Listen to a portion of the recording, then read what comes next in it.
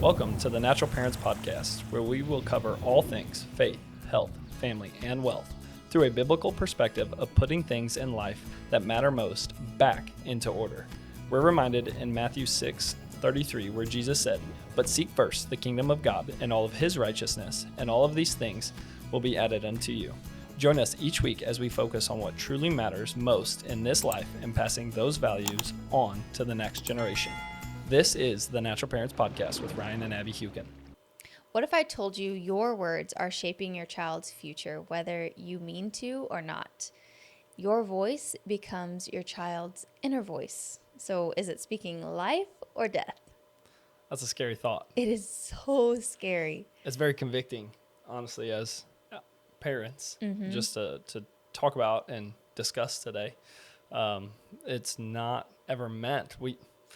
We have our moments, right? We all maybe lash out, say something, and then regret that, right? But I think truly being intentional with our words and speaking life into our children so that our voices helps them create and curate a very positive inner voice, how well that could serve them into the future. Yeah, and I don't even think it just goes as far as whether your words are building them up or tearing them down. Even around like scarcity, lack, or abundance, and overflow. What are you speaking in your house that they hear? And then it's like, oop, subconscious, Yep. I'm going to file that away, and that's going to be my core belief. Absolutely. Well, it's one, people get a kick out of this when I tell them that. I don't even let our kids say I'm sick, right? I'm always very cautious of anything that follows our children's own, words when they say the powerful term I am. So I am being the covenant name of God. God said, "I am who I am." When Moses asked, "Who do I say has sent me?" He said Yahweh, which is, breath. And it's just meant to be this major statement in biblical, history and then the knowledge of that. But it's also something we carry with us. So when Moses said, "Who do I say sent me?" He said, "I am sent me," right? And so now if someone introduces you, or if you introduce yourself to someone, you say, "I am Ryan," right? And it's like you're carrying the covenant name of God with you wherever you go. Well, I'm always very cautious for our children to say things like, "I am sick, I am tired, I am this, that," or, fill in negative, right? And so I do talks, health talks and different things in the community where I'll say that to people. I'm like, I won't even let our kids say, "I am sick." Instead, we say, "I am expressing health." Like God gave me this ability to do this thing. And so, like you said, scarcity, money mindset, fear-based terms will come out after that sometimes, and that's dangerous. Yeah. And just on the sick thing, if you really think about it, if you've never done this might be a light bulb moment. But, you think, "I am sick." Well, I am. Right. I've got the sniffles or I have a cough. No. Your body is expressing health because it was designed to make you cough, to get whatever you ingested out. Sneezing out, fever, killing whatever it is. So just in case you need that little mindset shift. It's an invitation. I heard it. It's not original Ryan thought. We just don't say that in our house. I'm expressing health. Don't get me wrong, I get me a man cold every once in a while. That's the real deal. Goes down. Okay, I'm down for the count. I just won't allow myself to even think that I'm sick. I just try to focus and put my attention and my brain power on how my body's serving me, not trying to attack me or harm me, which is the sick connotation, which is a whole another conversation for another day, without a doubt. I really think the spoken word being said, though, God created the entire universe by speaking. And then in John 1:1, it says, references Jesus as the Word. And then in the beginning was the Word, and the Word was God, and the Word was with God. And it's just this beautiful connotation that we have power as creations of God to create when we speak. Like there's nothing that exists in life that wasn't first a thought that ultimately we, with God's, divine providence and ability to work through us, that we didn't create.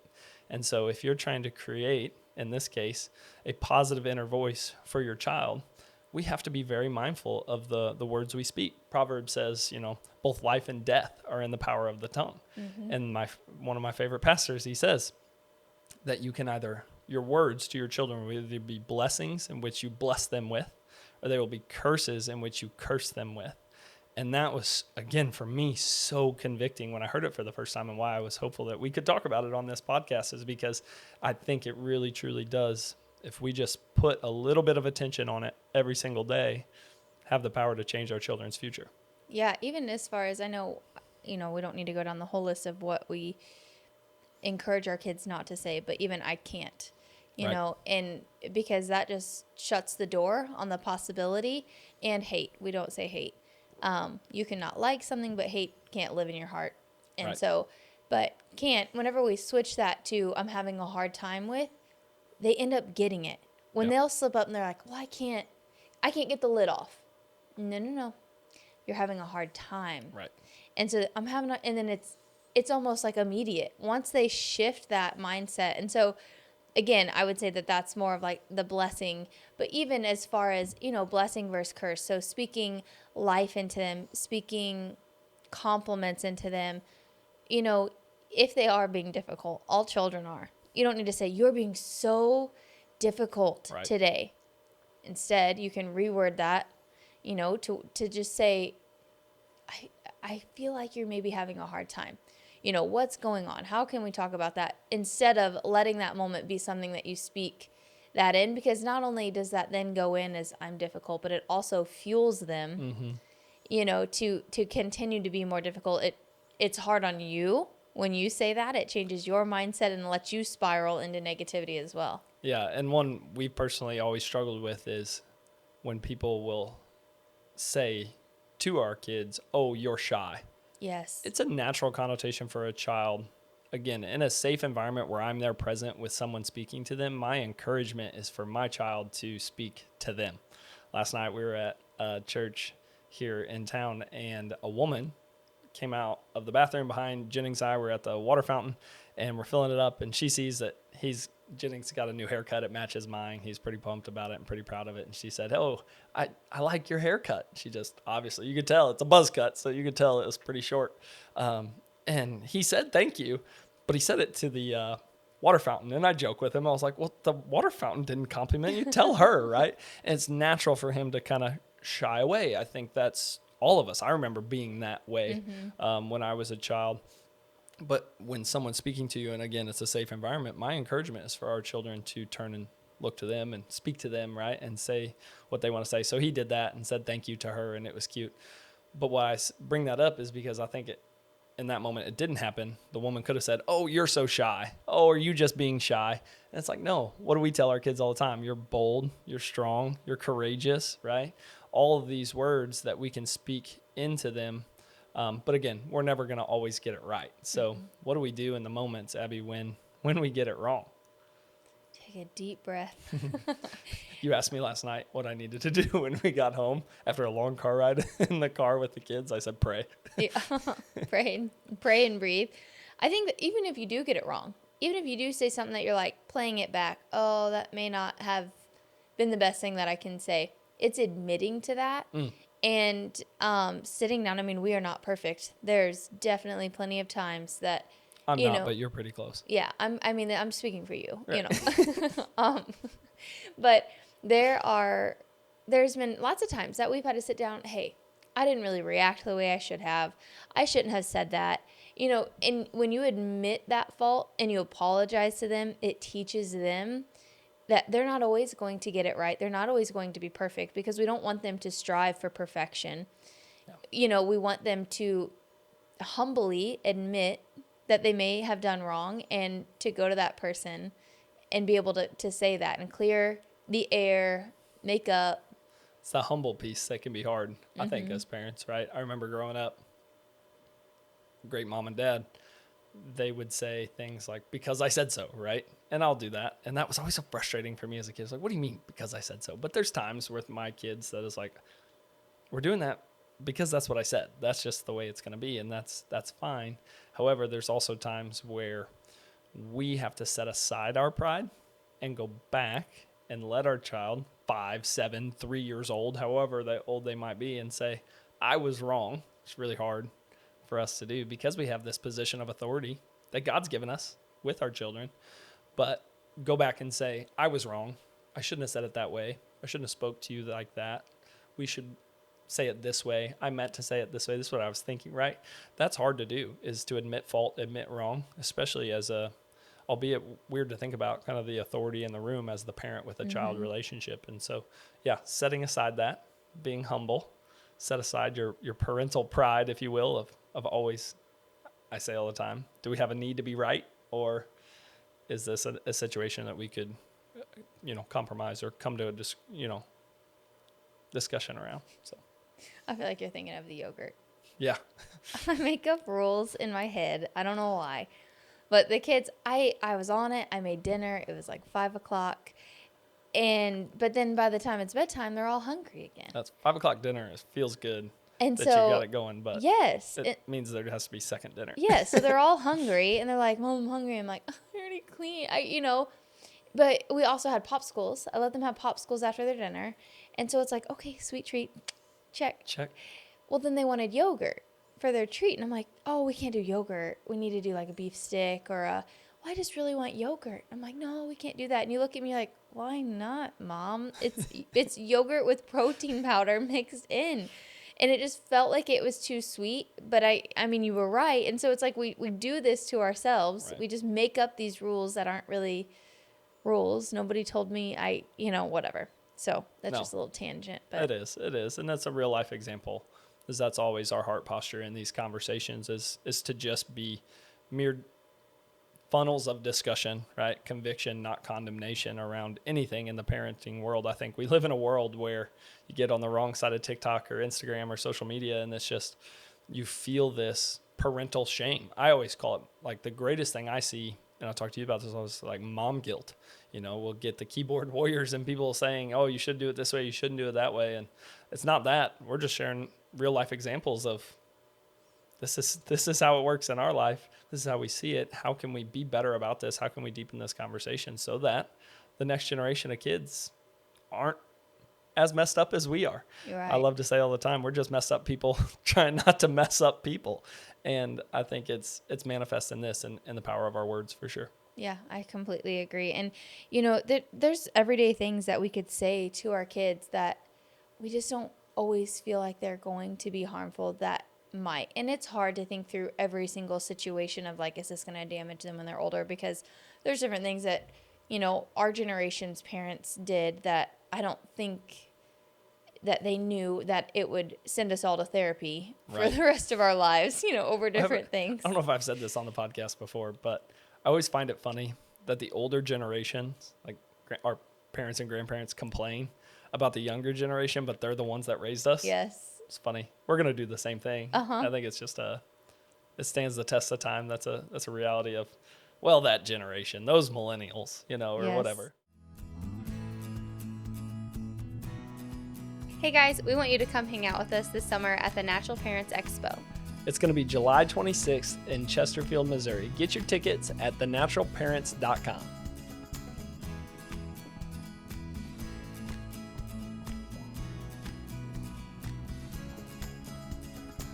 The stage is set. The venue's booked. All we need is for you to grab your tickets and join us at the Natural Parents Company Expo on July 26th at Logan University. If you're like most families, you're tired, not just physically, but mentally, emotionally, spiritually. And so this event is for you and for us and for the community that is going to be here at the Natural Parents Expo. See you soon.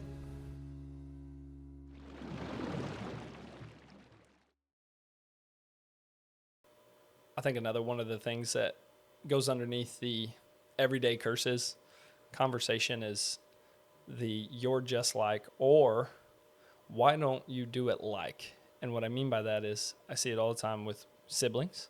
Your sister does it this way, why don't you? Mm-hmm. We don't mean it in a negative way. We were pleased with the way it went. It's really hard with twins. Yes. We were pleased with the way it went over here in this situation. We were just hoping maybe that could happen again, rinse and repeat. I don't think that's something we do a lot. It just could show up. Or you're just like your whoever, right? Mm-hmm. Dad, or, oh, you get that attitude from your mom, or, whatever. I think those are some of those ones where it's just, if we're not cautious, and that's all the invitation is just to be mindful of the words that come out of our mouth, because if we're not careful, they can ascribe, we never know what thing they're going to ascribe their identity to. Mm-hmm. I mean, there's things that we work through as a couple now at 30-something years old, where we're like, oh, wow, I had no idea that's why I do that. Like, we were just having that discussion yesterday. It's like, oh, I'm really glad. And I said, hey, bring that on out into the light, because we both had this almost, epiphany type moment where it's just, in my childhood, I had ascribed this ideology that I was this way or that way, or had this identity put on me. And it's not true. It's not true. Now I got to work through that, Yes, yeah. And it's not always, pushed upon you on others. Sometimes it's just standards that you've held to yourself. That's, what you tell me all the time is like, nobody said you had to do all of this and have it all done in a day and it all be perfect. Yeah. But it's just something that we do to ourselves. And so, that is, we don't have to carry so much pressure. Yeah. We just have to also pray about it and know that, ask God to just guide us and show us and teach us. And if you don't pray before your morning with your family, I encourage you to do so, because it just helps get your heart posture right and just set your expectations for the day too, which I believe is where all of speaking blessings or curses over your kids and to your kids unintentionally comes from, is false expectations for the day, or just not knowing what the day will bring and then being disappointed when it brings something that doesn't feel right. Yeah. It's something that came to my mind. I don't know, for any of you listeners, this might seem as possibly as strange to you as it did to me the first time I guess conceptualized it, but there's this biblical notion of receiving a blessing. And so this is an invitation where we're talking about those every day, just words we speak, but also putting a lot of intention towards, and it might have to be almost borderline ceremonial. I don't know what it would look like. Pray about it, think about it, read the scriptures on it. But it was very interesting to me how seeking, especially in the Old Testament, we see where, we were seeking the Father's blessing. And so maybe this challenge or invitation is to the dads of, how could you, with your words, speak a blessing to your children? Especially, I think, our sons, fathers to sons, but yes, to daughters as well. We love that song. We like to play it, not every night, but a lot of nights. It's called The Blessing, and it's based on Numbers. I think Numbers chapter 6, something like that. And it says, may the Lord bless you and keep you. Right. And we just, our genuine prayer needs to be that for our children, to invite them into a fold that the world is going to deter them away from. And so you are parents blessed to be a blessing. Like, you're blessed with children. And it's so easy for us to get wrapped up in the seeming curse of a frustration of a sibling fight over the middle seat in the side-by-side when we go for a ride on the back roads, right? Or whatever it is. And just an invitation for anyone that would be listening that has children to just see every moment, even the hard ones, as a blessing, because my parenting motto has always been, this too shall pass, right? And it reminds me, heard a father say this one time, it reminds me in the really good moments to soak them up, because it's going to be worth it. And it's also going to pass. In the really hard and the challenging moments, know that, hey, this is a season, and this season, it too shall pass. And so that leads to what I call that dichotomy of parenting, right? It's the greatest thing in the world to watch our kids grow up. It's the worst thing in the world to watch our kids grow up, and it's really hard. But if we just keep that, they're such a blessing to us, maybe we can actually come up with a way to bestow a blessing upon them in real convicting manner, but also just being mindful of it with our words every day. Yeah, I love that. And it's never too late to start speaking those blessings over your kids. So even if, you've had, just issues with your tongue, or, you don't feel like you've been doing a stellar job, none of us are, just don't be discouraged to just start speaking those blessings over your kids, your family, and yourself today. Absolutely. I like it. I heard it said this way, that you're your child's first prophet. Prophesy to them, prophesy that there's a future that God has for them. And you guys, again, the theme of this podcast oftentimes, God didn't make mistakes when he gave you that strong-willed child, right? Let's bless them with our words. We invite you guys to do that. Come back next week for another awesome podcast. If you like this one, please share it, subscribe to the channel. We love having you here and deepening the conversation. From the bottom of our hearts, we want to say thank you for listening. If you enjoyed this podcast, please share it with someone you know and leave a review. By doing so, we're able to grow this community of amazing people just like you and raise a generation of children that know God and do His will on earth. We'll see you next time.